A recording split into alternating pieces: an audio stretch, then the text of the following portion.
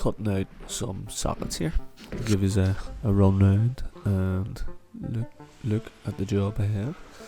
So single sockets in this one gonna be no good, so I'm gonna need to either chop one side or the other depending on where the wire comes up, and fit these back boxes, and same on this side. So a couple to do upstairs, and I think there's 2 in here, so just really to get stuck in there with a bit of chiseling work.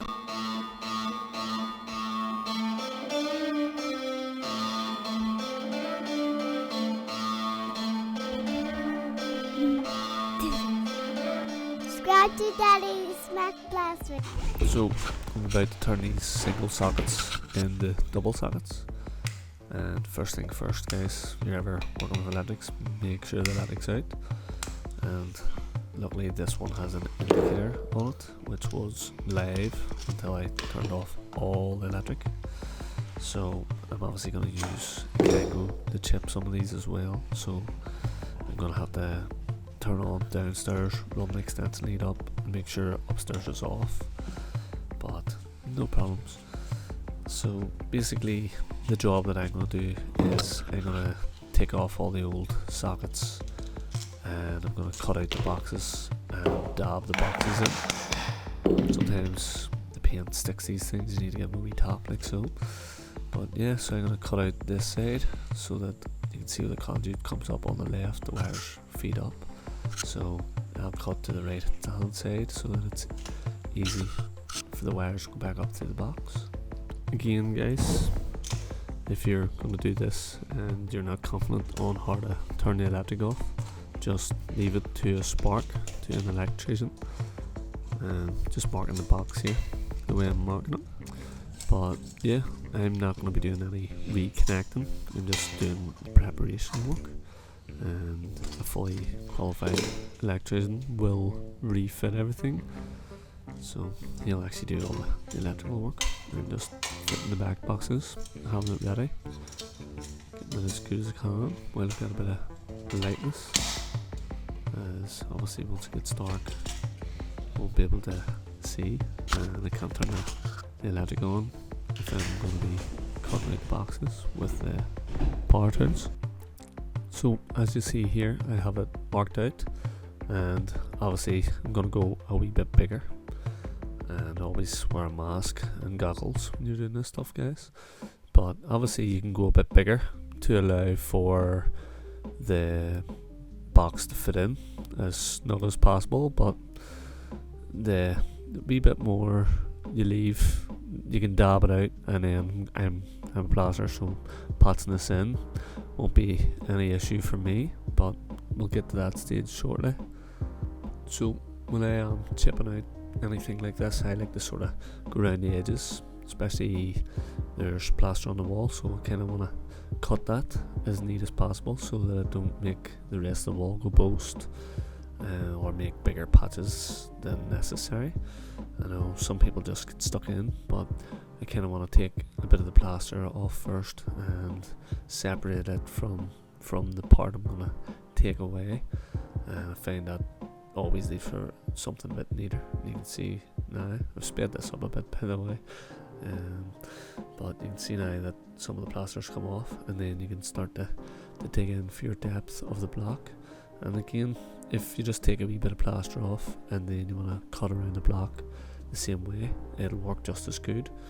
And again, you don't have to use a hammer drill, the Kango drill that I'm using. You can use a hammer and bolster as well, and sometimes it's just as neat, if not neater.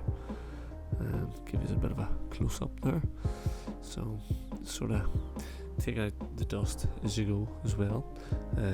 Another note is that you might kind of want to block the conduit with a bit of tape before you start, just to stop anything falling down and chopping any wires.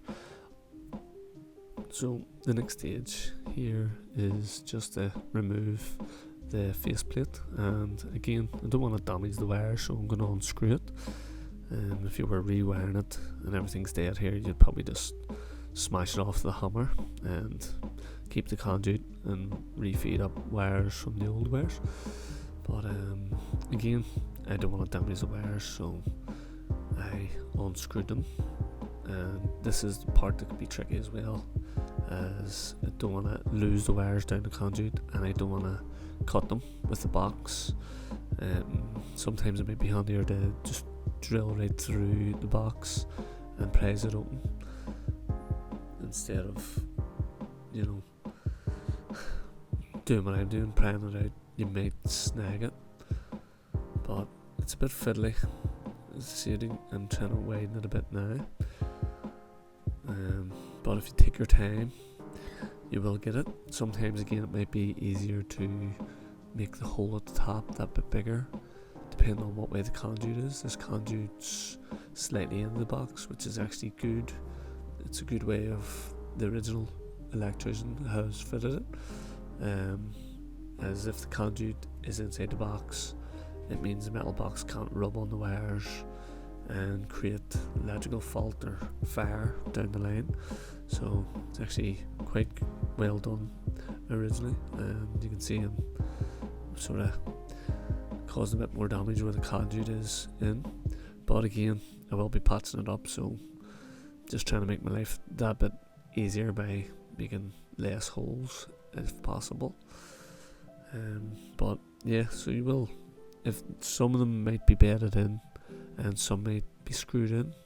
So if they're screwed in, you'll need to undo the screws, or like this one's actually nailed in. I think there was wee plasterboard tacks at the back of them, so they weren't glued or screwed, they were pinned in, and you can see where the conduit is inside the box there. But yeah, sometimes it takes a wee bit of rough handling to get them out, but eventually get there. And that's that one, that's that stage done. So all that's actually left for this one is to clean out the dust. I'll probably give it a wee quick lick of PVA in, and then I'll dab the boards in, and actually have some old sort of bonding compound that I'll use to stick it in. So this is the new back plate, and again, just do a quick dry fit to make sure it will fit. And remember that if you're going to bed it in like I am, that you might need that little bit extra space to put some compound in, or sand cement, or bonding. Possibly you might be using some bonding to bed it in. Might need some more manoeuvring. So I would like to say as well that if your conduit doesn't go inside the box, that you might want to get some grommets to go around the metal box. Again, that's just so it's not sharp and it can't damage your wiring. You want to sort of really protect the wiring. So I'm happy enough that I've got a bit of wiggle room there, and again, you're going to want to put these in level. So I like to bed them in and then try to get them level from there.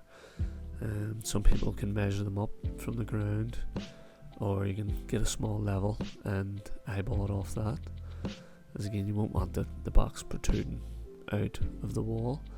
And also you can level your box slightly when you screw it in and tighten it. You can square it up that slight bit, but you will want the back plate to be as straight and level as possible, which I'm sure the Spark is overly impressed with my preparation work, following him coming.